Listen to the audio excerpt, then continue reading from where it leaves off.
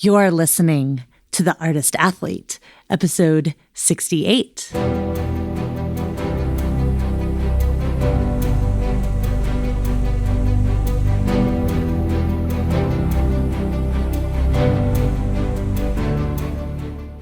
This podcast is dedicated to Circus.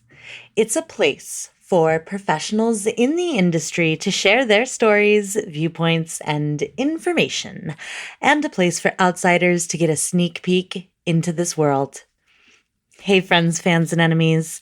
I'm Shannon McKenna. I'm the host of the Artist Athlete podcast and the founder of theartistathlete.com.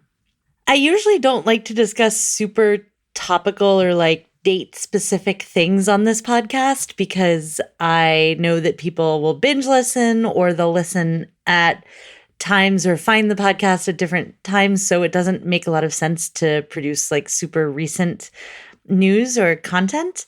But I just wanted to, give a shout out to the whole community. Right now, as I'm saying this, the country of Canada, where I live, and the country of the United States, where I'm from, are both under pretty serious lockdown concerning the coronavirus, as is most of the rest of the world, I think. And even before these measures were put into effect to keep the virus from spreading, a lot of people lost work. So just shout out to the whole community. I know it's really difficult in these times to kind of keep our heads up, but art is still happening, so here's to hope. As always, this week and every week, this podcast is brought to you by my amazing Patreons. If you would like to become one of my amazing Patreons, patreon.com/theartistathlete. I was joking with some friends the other night. I went over to see their new baby, and they were like, "Oh, how's the podcast going? How's everything going?" And I was like, "Oh yeah, actually, after expenses this month, I made $8, which I think is the first time I've personally actually made money on the podcast." So shout out to all my Patreons for that $8. It helped me buy a chai latte and a croissant the other day, and they were both delicious. My guest today is Wolfgang Bientzle. Wolfgang is a German wheel gymnastics acrobat. What's German wheel, you might ask? Don't worry, Wolfgang will explain it all in this interview. He has 8 world champion titles, 11 European champion titles, and more than 60 German champion titles. As a performer, coach, and choreographer, he has worked with Cirque du Soleil, Disney and Holiday on Ice, and he has contributed to shows in more than 50 countries and is highly respected among the Monte Carlo Circus Festival and the World Circus Festival in Moscow. Bientzle works as the executive producer, director, or choreographer for different conventions, exhibitions, and corporate events.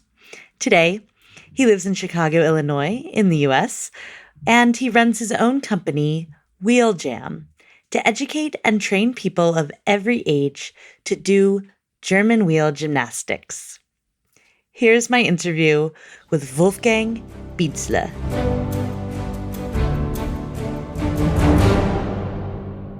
Wolfgang, what's your last name? Bientzle. Bientzle. Yeah? Am I saying it right? Well, kind of. You have to say it like B, like the B and Zle. Bientzle. Bientzle.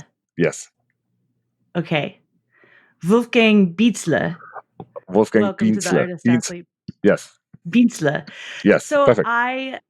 For a little while, I was in Germany, and it's funny because there are sounds in German that I feel like don't exist in English. So I can't hear the difference. Like, ich möchte ein Kugel. You know, like I want an ice cream cone. Yes. Or an ice cream. Ich möchte eine Kugel. Right, but that sound like müsh or ish.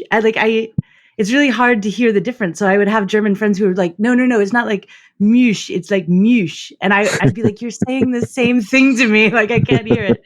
So the problem is English is spoken all in the front of the mouth, and German is more in the mid-back section.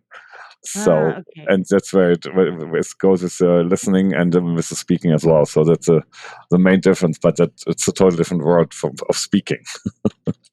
Yeah, totally. Well, Wolfgang, welcome to the podcast. Thank you.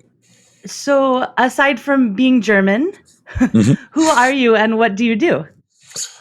Who am I? Well, meanwhile, I'm a 53-year-old man living in Chicago for 15 years now. I'm from Germany, born in 66. Did what we're talking about now today, German wheel or German wheel all my life long. I started when I was 6 years old and basically achieved and did everything with this apparatus from childhood on, from performing to competing to coaching, teaching to explore the world on every TV channel. I performed in probably every TV show around. I worked for every major company on the market in the aspect of performing, choreography, and directing. So that's my short bio. Nice. And can you explain for people who may not know what a German wheel is? Yes, a German wheel, if you imagine a gigantic hamster wheel with less. Okay, cool. I always describe it that way, but I get nervous that I'm going to offend somebody who actually does German wheel when I say that. So, okay. I'm Hamster very. wheel. Imagine a gigantic hamster wheel, over body size, where you stand in. You have only 6 bar connections holding these 2 hoops together, and then you basically do rolling gymnastics. So what you see on parallel bars or uneven bars, that's what we do while this apparatus is rolling. And why is it called a German wheel? But it's called German wheel because it was founded in 1925 in Germany and shown now under brand. That's why the original name for the apparatus in Germany is called Rhönrad, which is the sense of wheel of the Rhön mountains. Basically, the German wheel phrase came in the 30s, especially from Russia and the United States. It's created its sport in the 30s, in the beginning of the 30s. And when you Google German wheel 30s, you're going to see a lot of pictures all around the world where people roll on the streets with this thing. At the time, there was no it thing, but it's really, we have reports on TV montage where they're saying that was the it sport in the 20s and 30s. So the Russians and Americans called it German wheel. So they kept it. In general, we called it as a sport gymnastic wheel. But as well, I go fully with German wheel as well. However you phrase it, it's the same thing. And in Germany, is it common to have this as part of like the requisites in gymnastics? Like you would have parallel bars and vault and those kinds of things? Yes, so let's talk a little about the world of gymnastics in Germany. Yes, German wheel is known in Germany. It's not a major sport, but we have in Germany 20,000 kids competing in the sport. Just in Germany. So you have to see the amount of people. 20,000 kids in Germany. Wow, that's a lot. Yeah. That's a lot for a non-Olympic sport. You have to see sports like all these trend sports, half-pipe things. There aren't 20,000 people doing it even worldwide. Yeah.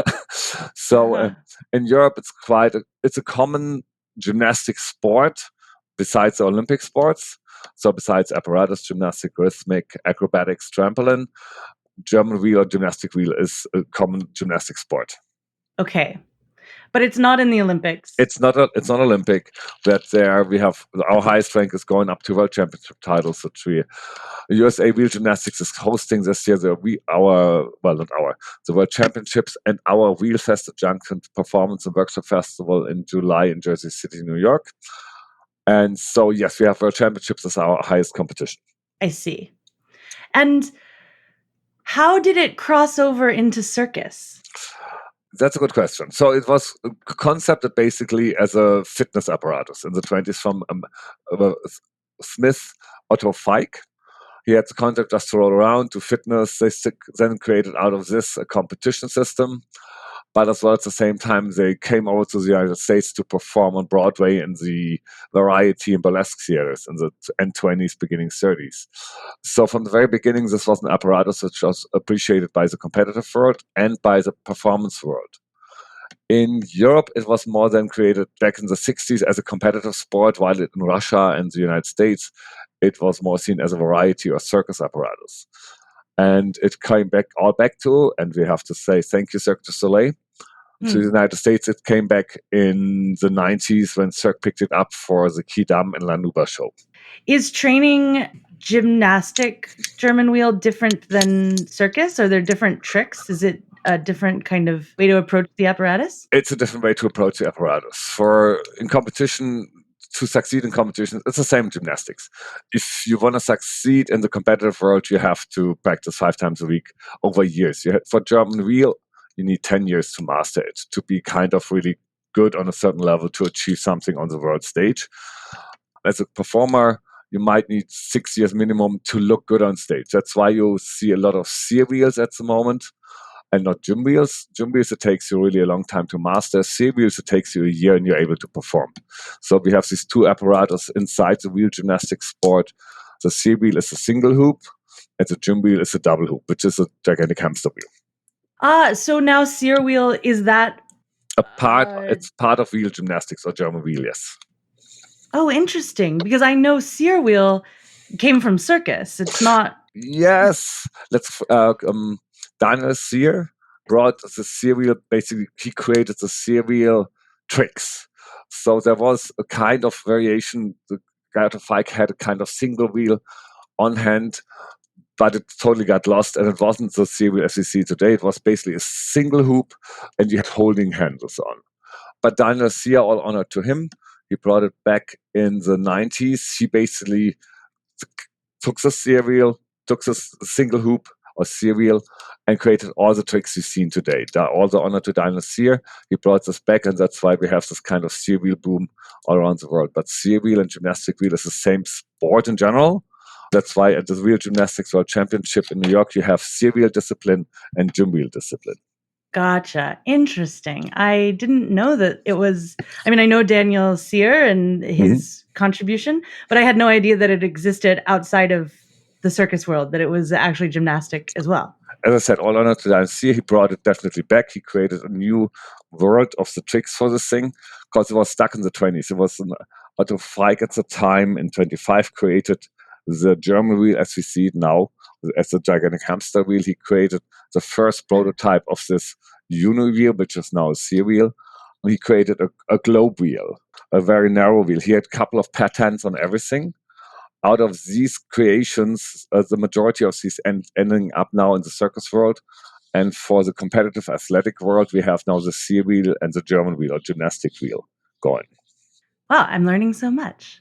I took a little bit of German wheel. I went to the New England Center for Circus Arts for 3 years. Which is a great facility, and hello to the twins. They're fabulous. Yeah, they are fabulous. And Zeb was my teacher. He's great, yeah. And he's a lovely person. Yeah, he was awesome. So the other thing I know about German wheel from this is that there's kind of there's line work and then there's spinning, yeah? And you're graded on both, is my understanding? What's the gymnastic, the rubric for? The rubric, it's very gymnastics rubric. So we have 3 disciplines. In the competitive world, we really have to see now the competitive world. There are 3 disciplines, technically. Straight line, when the wheel is going forwards and backwards on a straight line. And while this is happening, the thing looks, from the outside, you can say it's a rolling high bar or rolling parallel bar, where you do the tricks from while the wheel is rolling. The second discipline, which is the most wheel discipline, is called spiral. Spiral, envision a coin rolling on a plate, flipping over, spinning down. This is spiral. So you're on one hoop and the wheel goes like a coin. The third discipline is called vault, like in gymnastics, but it's more a combination of diving and vaulting. So the wheel is going to be set in motion by the athlete. You have to run following the wheel. You have to jump up onto the wheel, and then you have to thrust yourself off the wheel with a layout, with a double backflip, however you make it over the wheel.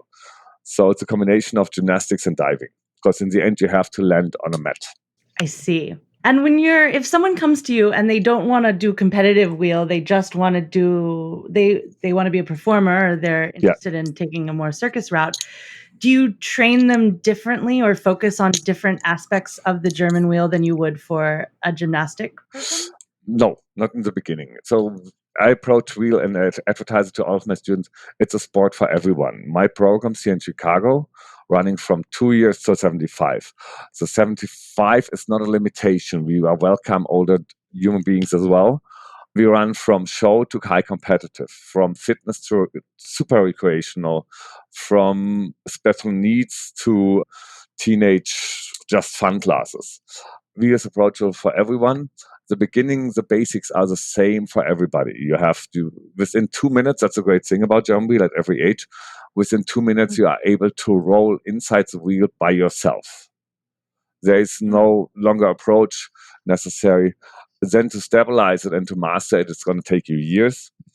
But the beginning is very easy and achievable for every age. Did you say you have 2-year-olds doing German wheel? Yes. And how do you get a wheel that small? Well, you order them in Germany. You order them in Germany, and then you have so 3-year-olds is a tall 3-year-old. My smallest wheel is, now we go for the metric system because all the sport apparatuses worldwide are going by metric systems. The smallest wheel we have here in Chicago is a 1.40 meter, where a regular 3-year-old can fit into the wheel and catch the handles and roll around with support of the coaches. Okay. It's very adorable. It's very cute. So if you go on our Instagram account, you can check this out. We post a lot of our preschoolers and moms and tots classes. It's very adorable. That sounds totally adorable. So you went from the world of gymnastics to performing all over. What was the change like for you? The change happened for me literally surpassing 10 years of both. I started competing I started wheel when I was 6. I started competing when I was 8. By the age of 11, 12, I started as well to perform. Performing in the sense of that I was brought onto broadcasts, onto television shows to show what I was doing, which was very competitive, but I started showing what we were doing. By the age of 14, I started to perform with our team from the Taunusstein in Germany, where I'm from, and we created group performances. So it was basically in the beginning, I was attracted to group performances from the gymnastic worlds. This is getting now then more complicated. Yeah. Gymnastics in the United States means artistic gymnastics, Olympic and mainly women. That's the sense of artistics. And gymnastics means only competition. Europeans and Asians have a totally different approach. Gymnastics, everything physically, performing-wise, is gymnastics. And there are gigantic gymnastic performance festivals. The biggest one is called the World Gymnastrada, which is happening every 4 years with 20,000 participants, only performing, not competing. So all the nations bring their best performance teams together and they only perform for each other. Every 4 years, 20,000 people. You have to see the amount of people. That's bigger than the Olympics. Oh, it sounds so cool. It is very cool. It is very creative. It is very fun. And I was introduced into this world at the age of 14. And I got hooked. I got hooked on this gymnastics performance idea. And yes, I did my competitions, but as well, we did performing at the same time. So I grew literally into this performing scene as well, which is gymnastics performing world, which you don't get paid, you perform for free, you perform for fun. It's a totally different approach. By the age of 23, then suddenly I received a phone call from, or basically I was given a number, I should call this number, they would have interest in me. And this number was the Holiday on Ice show, which was similar, the opposite than Ice Capades. Ice Capades was only in the United States. Holiday on Ice toured all the other world. So I got this number given, please call them. They have interest in you to perform for them. I was like, me in an ice show? So I called up.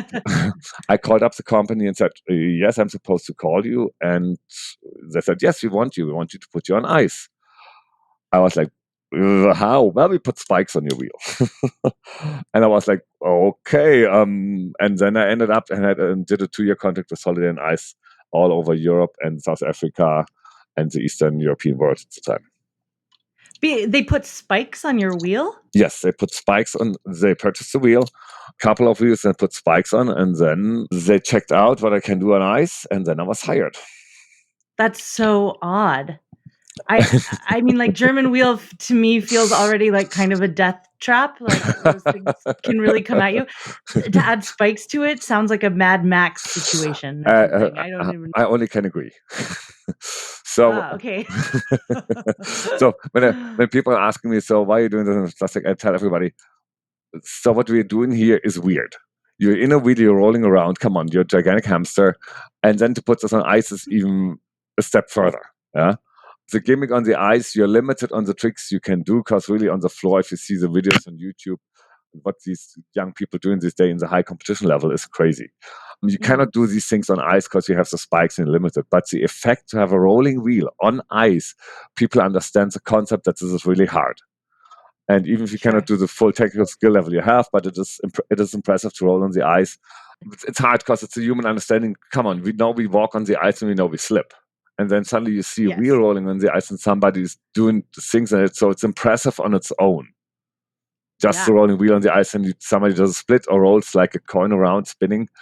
It's really fascination that people understand on the ice. You cannot do anything on the ice without, it's difficult. How do you develop technique on German wheel?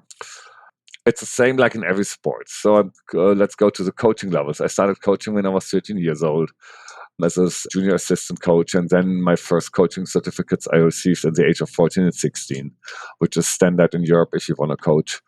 And you learn by time that every sport goes by physics, by lines and symmetry and square hips, mass points. So it's just physics you bring to everything. Once you understand this, you can coach. I'm not talking about the coach the top level, but you're able to coach every sport. And the basic instruments, you need to know which elements are there. You have to check it out.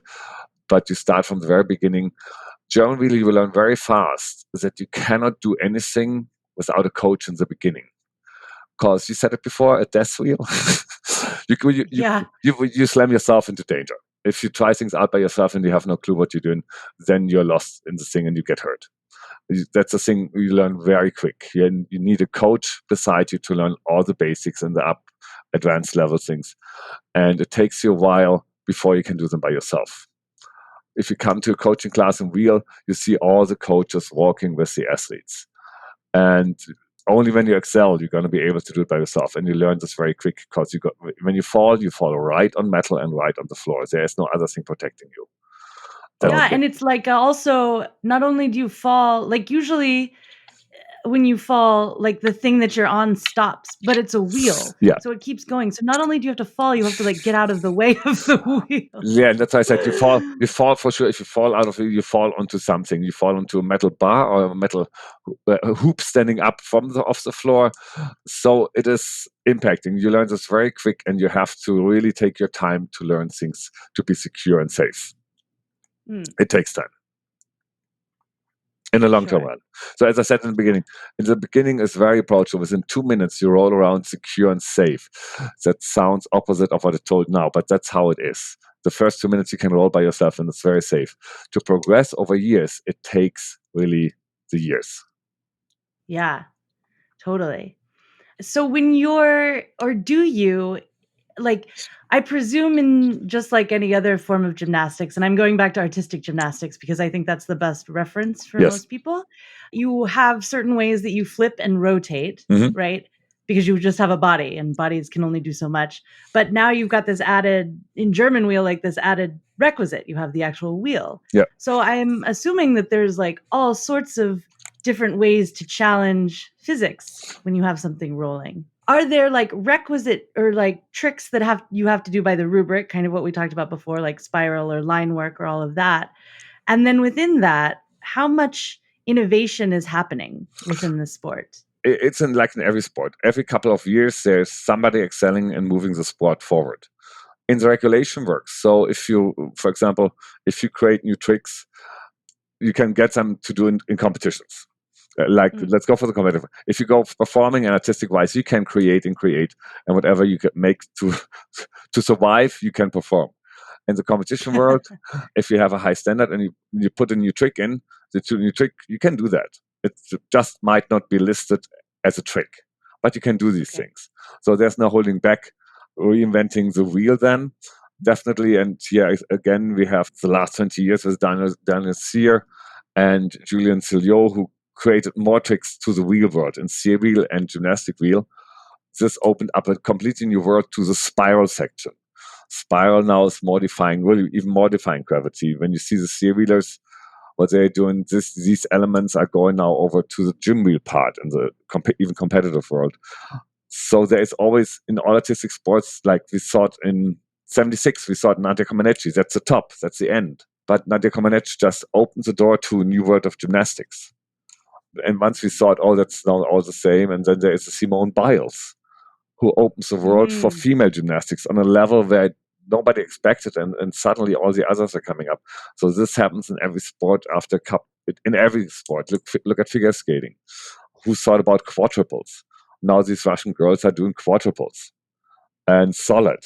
Might be a bit dangerous because they're too young for it, I think, because by 14 and 15 you're not fully developed. But in the men's category, who would have thought 10, 20 years ago that you have to do 6 quadruples in a routine to become a world champion? So the whole, and even on the artistic side, they're creating so much more to it, because the artistic sports or the performance sports and the circuits art brings always evolution. It brings progress on the technical or the artistic side. So that's always a wonderful thing. You never end, and we don't know where the end is now. 10 years ago, some people said, oh, there's enough, there can't come more. And it's more. It's more. You see the trick, you see the circus tricksters, you see all the new acts. It's like, there is more progression. It's creativity doesn't know an end. And that's a fantastic thing about the artistic performance activities. Let's call it this way. Yeah, totally. It's an interesting thing to juggle always, I think, though, because when you're training technically, you have to drill over and over again. And so how do you start to explore or dream of what could happen artistically when you're in this kind of technical mindset all the time? Well, I think a very important thing is somebody has to have the passion for it. If you have a passion for a thing you do, then things evolve.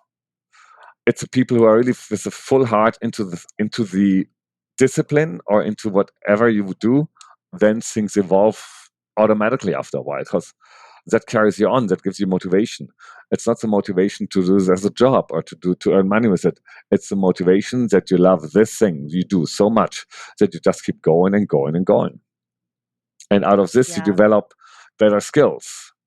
And then you develop, well, it's a performance discipline, or it's a circus arts. So someone, you have to learn to perform. You have to present. What is your style? What is my style? Can I do comedy? Can I do crooked? Can I do avant-garde? Whatever you want to do, to make it presentable, that you want to show off your sport. That's why you do performing sport. Yeah. Do you teach your students performance as well as technique? Presentation. Let's call it let's call it presentation. So all through the gymnastic approach and gym wheel as well, you learn how to stand straight and to present it competitive.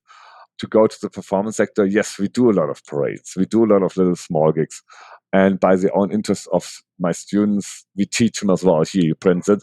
You have to go this route. You have to present this way, by keeping their own personality. If you have somebody who then accidentally is doing dancing aside, or acting aside, it's easy to find a theme for these people because they have already a substance of experience performing. Otherwise, you just have to go what you have, and you see you're going to go from there. If you have a dancer on your hand, it's very easy to turn him into a performer because dancing is performing. If you have an actor, you go then, let's go by acting out your act. We put a theme on, we put a story in your act. So there are different approaches to it. But definitely all the circus arts and all the gymnastics performance disciplines, it's a performance thing. You want to show. That's why I think one of my thoughts, that's why you're doing this, because it's a presenting discipline.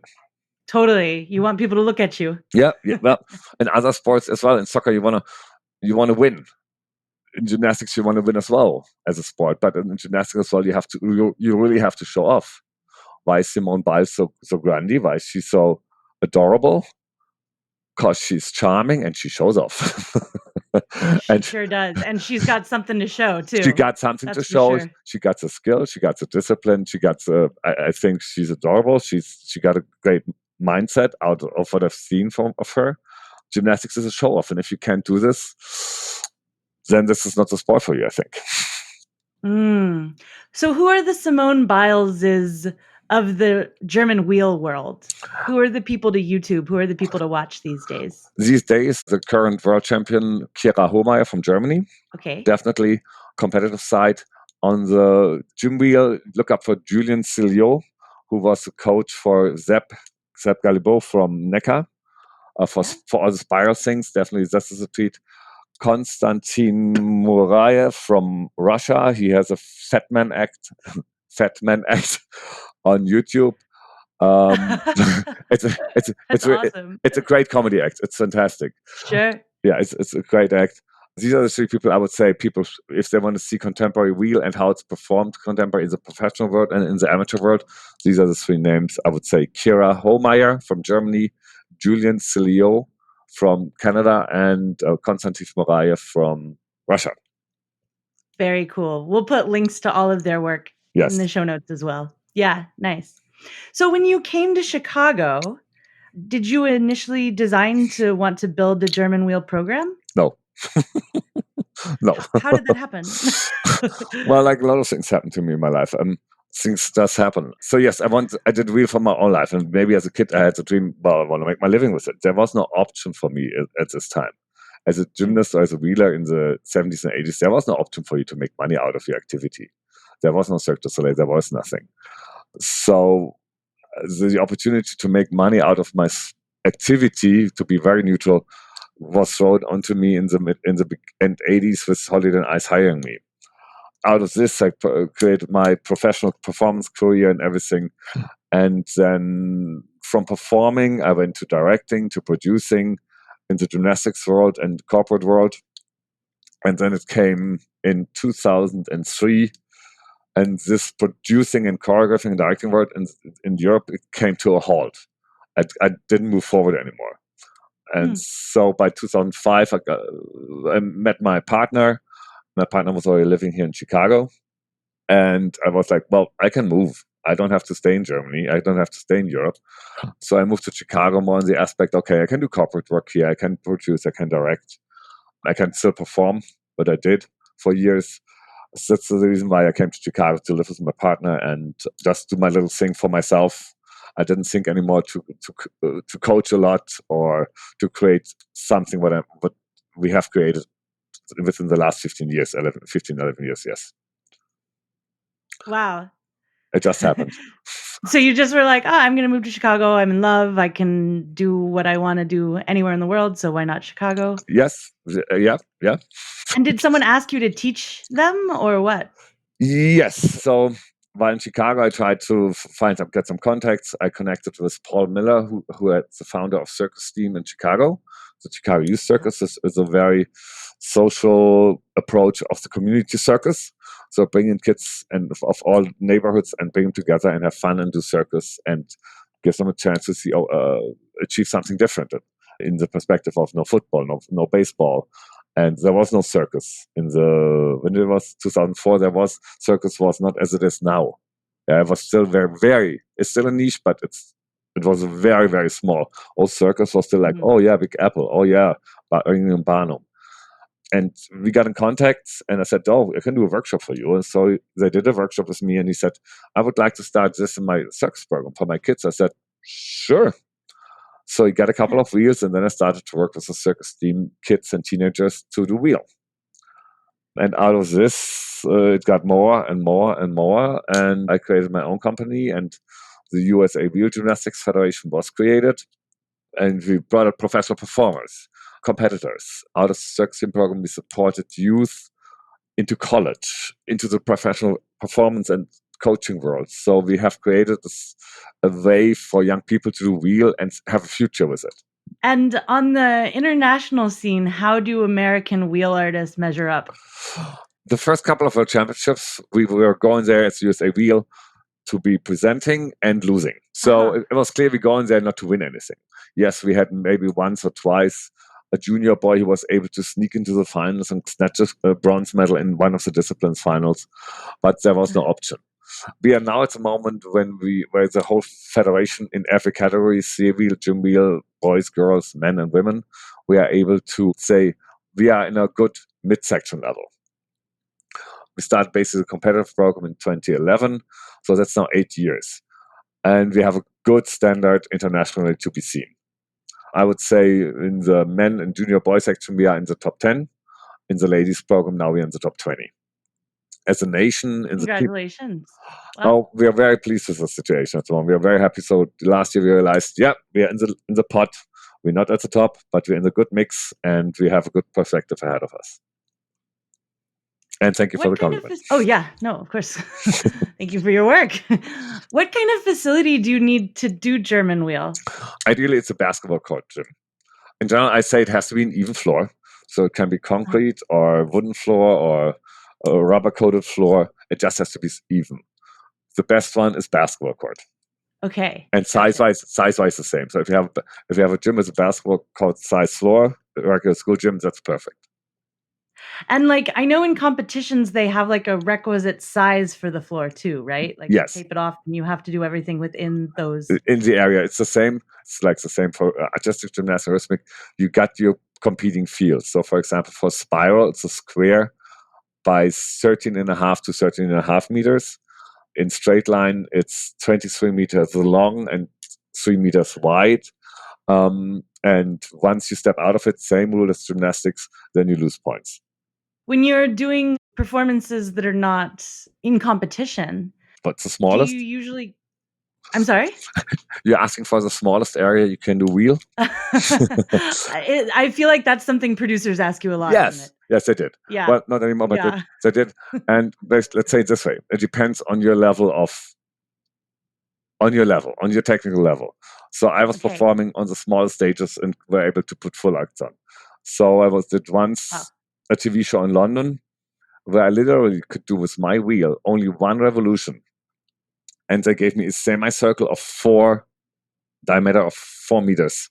And I was able to put a 4-minute act on the stage, and I got a standing ovation. So it depends on your technical skill level. C-wheel as well. C-wheel is more usable because it's smaller, but it really goes, who's good can perform on every stage. Then I go to schools here in Chicago and say, hey, we can come to you, we visit you to do workshops and try it out with the kids. Oh, our gym's not available. I said, that's not a problem. We can go to a classroom. What do you mean classroom? Well, you don't need so much space to do the basics and to practice it. It is wonderful to have a big open space and you can go competitive measures, but that's not necessarily to do wheel. That makes sense though, because like with aerial work, people are always like, oh, we don't have the height. And sometimes I'm like, well, if you're just beginners, you're probably not going to be climbing very high anyway. So yes, exactly. You just need to practice the fundamentals close to the ground. Yes, close to the ground. And then it's just, you need just in limited space. So the competitive world, you need the space.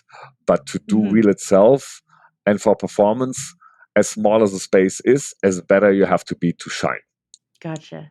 And in Germany, do they have places that are specifically designated for German wheel? Like you say, like the best is a basketball court, but do they have has anybody designed a building that's like perfect for just German wheel?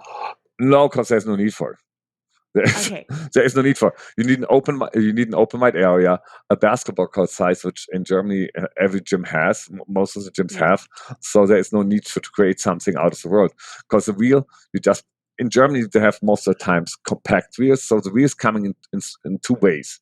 You can buy it complete, so you can take it apart, and then you have the options to purchase a wheel which can be taken apart into 2 or 4 pieces. So to store them, is there an advantage to have one or the other? Yeah, the advantage is if you can take wheels apart, they're easier to transport. Yeah. I'm trying to understand why anybody would order, because I've seen these things, they're ginormous. Yeah. One of the reasons I didn't continue with it was that I didn't want an apparatus that I had to carry around like that and ship all over the place. Yeah, no, it's fully understanding. So in Germany, people, so you have to see the amount of people in Germany. This is a competitive gymnastics sport. And there are so many wheels around. So if people are hosting competitions, they have also wheels. So you don't use your own wheel because all wheels are the same. So there is a size, the wheel sizes. Let's go on to the technical fragment of wheel.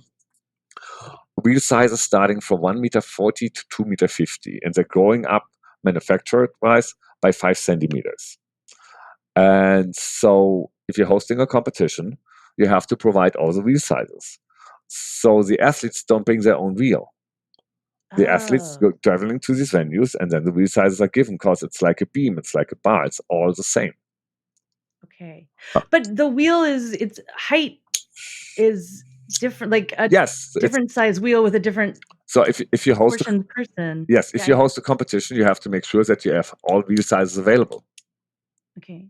So it's from 1.40 meters. Now, depending, if you have a junior competition, you might need the wheel range from 1.90 meters to 2.15 meters. That's 1, 2, 3, 4, 5, 6, 7 wheels. Yeah, and you have to provide these 7 wheels so that the athletes, when they arrive, warm up, and then the competition happens. Now you have to see the number of children competing in Germany, 20,000. So you can assume that all over Germany, these gyms are having wheels, and so it is. I see. As a competitor, do you have to, if you're a certain height, do you have to go with a certain wheel, or are there preferences and slight variations within that? In spiral, you're very limited. In spiral, you have to choose the wheel. The biggest wheel size you can use is the wheel where you can do small spiral. Small spiral means, imagine when a coin is rolling on the table and it starts to drop down, and the last very edges, this is called small spiral, which is mandatory as a discipline to do. So that's the wheel where you can do, the biggest wheel you can do small spiral in, that's your spiral wheel size, because it's mandatory to do. So you're very limited in spiral to choose the wheel sizes just by, I like a much, much bigger wheel. It doesn't work. In straight line, on the other side, it doesn't matter. You can use the wheel size you love. Nobody takes too small wheels because then it looks too cramped in. You have to be fully extended. But up to the top, there is no limitation to choose as you're taking. Oh, interesting. So the same competitor could use 2 different wheel sizes for the different disciplines. Oh, I see. Yes. Interesting. Because I was just thinking about it like circus, like aerial hoop, like different people prefer different diameters of hoop size, but you can't just switch it out in the middle of your performance. No, right? That would be no. You cannot. You have one size for spiral and the different size. You can use the same wheel if you want, but you don't have to. I see. Interesting. I'm learning so much about German wheel. This is so cool. Yeah, it's around since 1925, and it really has a history on itself. And it's really funny when I see videos online on YouTube or I get links sent real from the end 20s or beginning 30s or 40s. It's incredible. I was really amazed. I did once a gala in Cleveland on ice, and the producer told me, one of our students, their grandmother is coming. I was like, yeah. She said, yes, she did wheel when she was a young woman. I was like, okay, wow. Yeah, she came over with a boat who brought German wheel to the United States in 1929 or 1930. And she showed, and there's one picture online, and there is a lady on a ship doing wheel. And so I remembered this picture. And so I met with this lady, and this lady said, oh, this is my sister. I was like, okay, now we get history. And that's so cool. It was very cool. So I was like, wow, okay. And then she showed me tons of pictures of her and the wheel team from Germany at the time performing in the United States.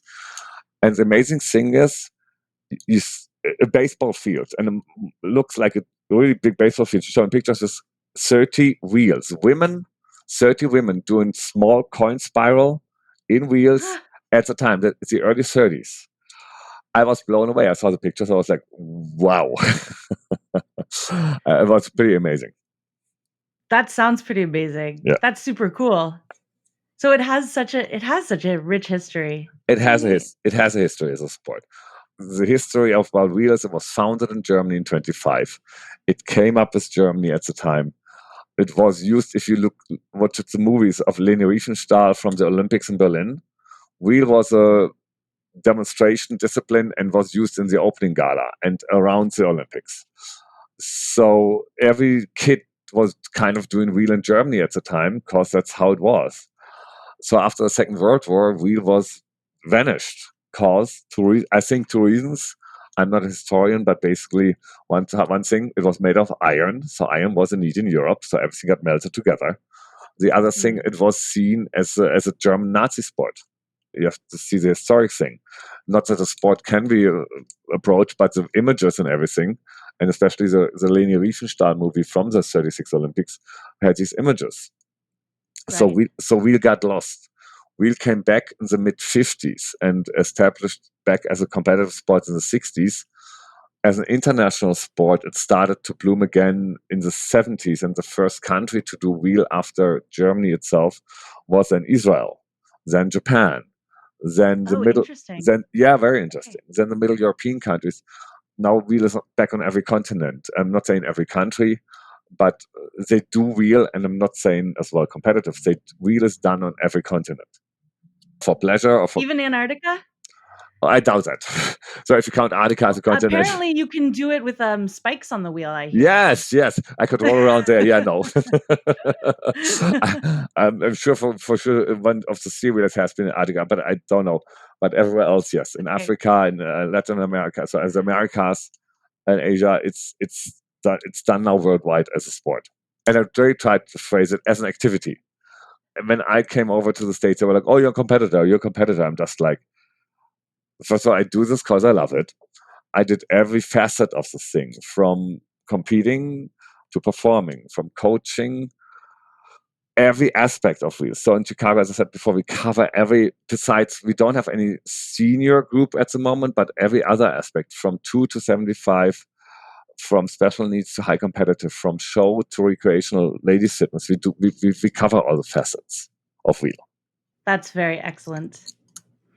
Wolfgang, thank you so much for coming on today. We're almost at an hour and I have to go, unfortunately. So I have so many more. Wait, I have one more question that I'm just very curious about before I ask you the final question.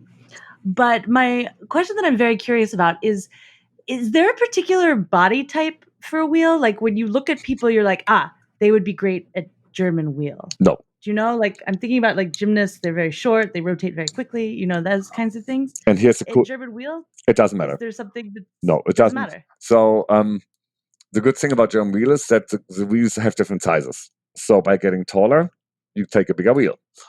So I'm 6.1, which is for artistic gymnast. Come on, if you're world-class artistic gymnast, you can't be 6.1 because the apparatuses don't do it. If you can be the most coordinated person in the world, because the apparatuses are limited in their size. If I would do high bar, even with an elevated high bar, which is allowed in competition, I would hit my feet on the ground. I couldn't do these things. Yeah. In gym wheel, the wheels grow with you. There's no limitation. So if you're 7 feet tall, then it's going to be 2.70 meter wheel. You just have to be able to handle it. And the shape of the body, if you go online and watch YouTube, and it's wonderful to see there's every shape of body. It's yes, you have to be fit. But what does fitness mean? You have to be fit on the level that you have to be able to do these tricks.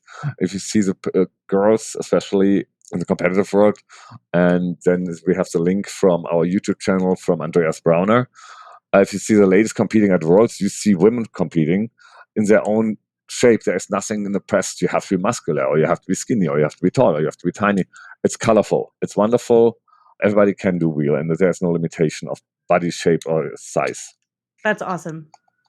Very cool. My final question, what advice would you give to yourself at the beginning of your career?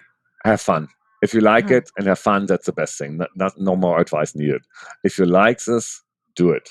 If you don't like it, don't do it. If you have fun and you love it, keep doing it. That's the best thing to do. That's good advice. Simple. Simple is the best, because if you like it and you have fun, just keep doing it. Do it till you're bored with it or till you don't like it anymore. As long as you have fun. I liked it. I still like it. I still love it.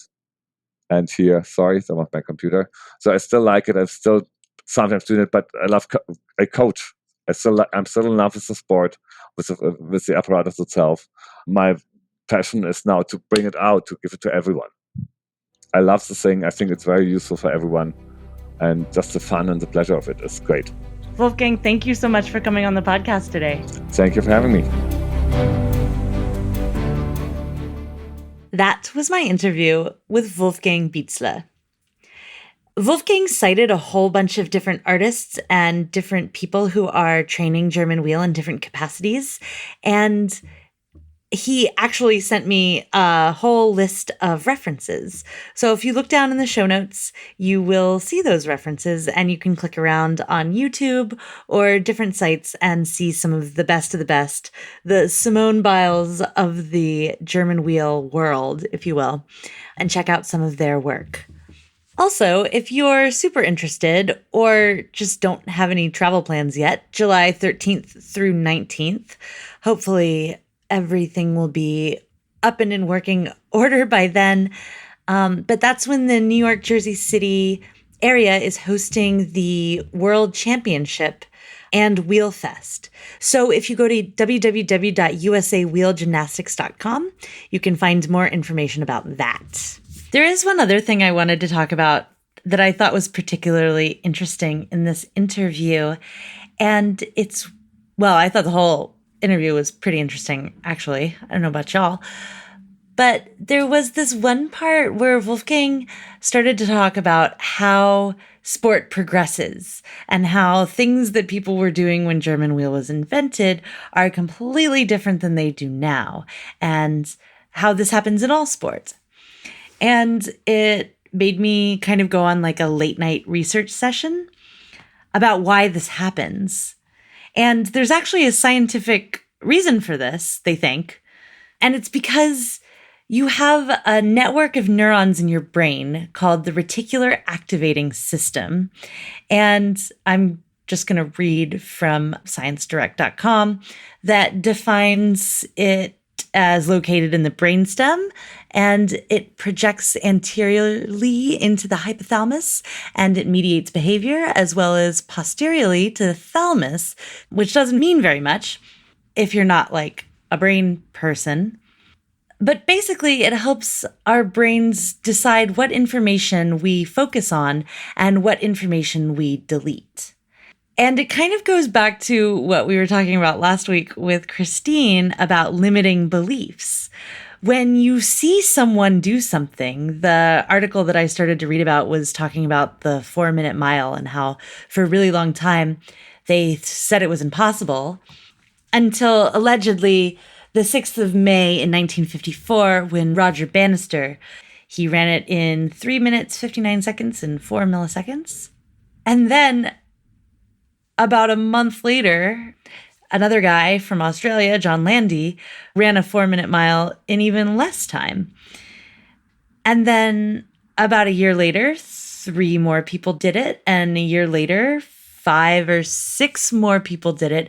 You get the idea. So then it just kind of grew from there. Not to say that a 4-minute mile isn't an incredible feat, but the moment that one person did it, it put a new piece of information in everybody else's brain that it was possible. And I just found that a really interesting point. I think Tony Robbins or some motivational speaker talks about this a lot. So to hear it from Wolfgang about the sport of wheel gymnastics was kind of cool. And so it's interesting what our brains allow us to believe we can do, and then what our brains allow us to believe we can do once we see someone else do it.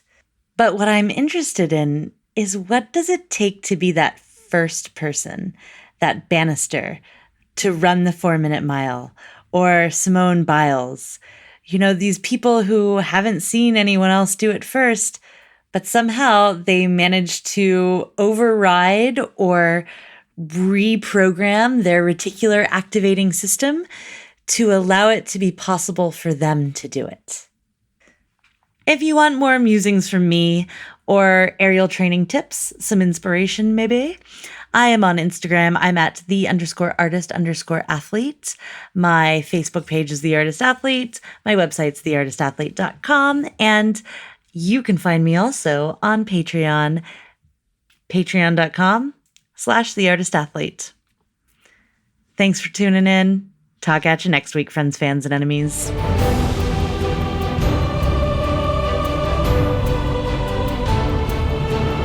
The Artist Athlete podcast is supported solely by donations from people like you. Here's what some of those people have to say. Aloha! My name is Beth Russell, and I live on the beautiful island of Maui, Hawaii. I am an aerial artist and movement instructor specializing in chakra yoga to keep me balanced and grounded. I play with silks, trapeze, lyra, rope, acro, aerial yoga and dance, slacklining, pole, bungee, and climbing. Really anything that goes up and allows me to explore 3D space. You can find my dedicated aerial page on Instagram at Maui Aerialist. If you find yourself coming to Maui, let's play. Hey there, friends, fans, and enemies. This is Chris Alston, Patreon of the Artist Athlete podcast. Straps artist and lyra performer and acrobat out of Greenville, South Carolina.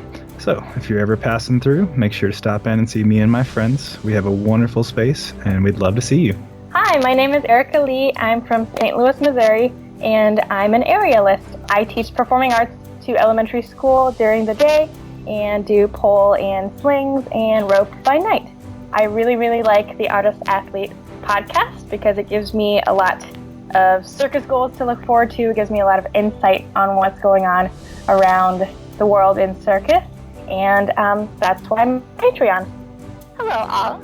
Thank you for tuning in to the Artist Athlete podcast. I am Opal Schwartz from Minneapolis, Minnesota. If you're ever in the cities, feel free to stop by the Aviary Minneapolis. It's a great time. With that, I hope you all have a wonderful rest of your week, and goodbye.